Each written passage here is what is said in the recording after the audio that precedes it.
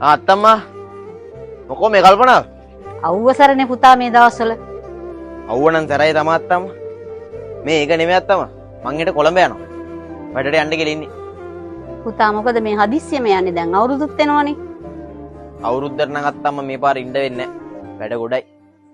අම්මා ගියා බඩුවගයක් ගන්න. මම මේ ටක් ගාලා කියලා යන්නම් කියලා ආවේ නංගිත් එක්ක. එහෙමද පුතා පරිස්සමෙන් දෙන්නම යන්න.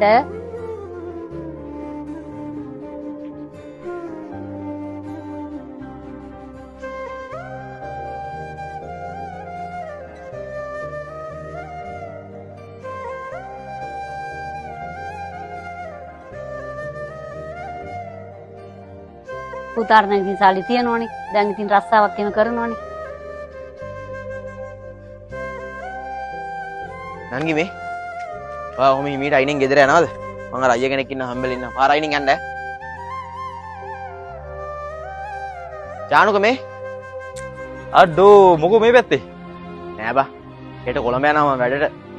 උඹ හෙව්වා කියන්න ඔබ හිටියේ නෑ. අඩෝ ඒ කියන්නේ ඔබ මේ පාර අවුරුද්දට නැහැ. මොන අවුරුද්දද බා?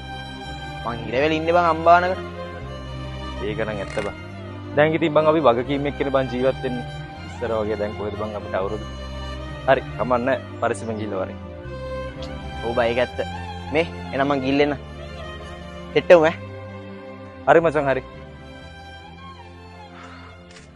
අම්මා මම මේ ටවුන් වල පොඩ්ඩක් ගිහින් එන්න බඩුවගයක් ගන්න තියෙනවා.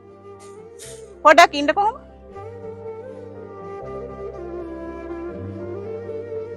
මේක තියාගන්න. අයියම මේ සල්ලි මං ගාව සල්ලි තියෙනවා.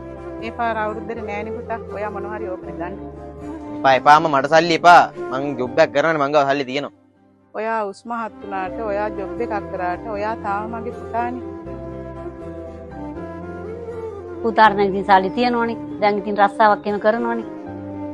අපිට පුළුවන් කාලයක් පුතා අපි ඔයාලා ගැන බලනවා. දැන් ඉතින් පරිස්සමෙන් ගිහින් එන්න.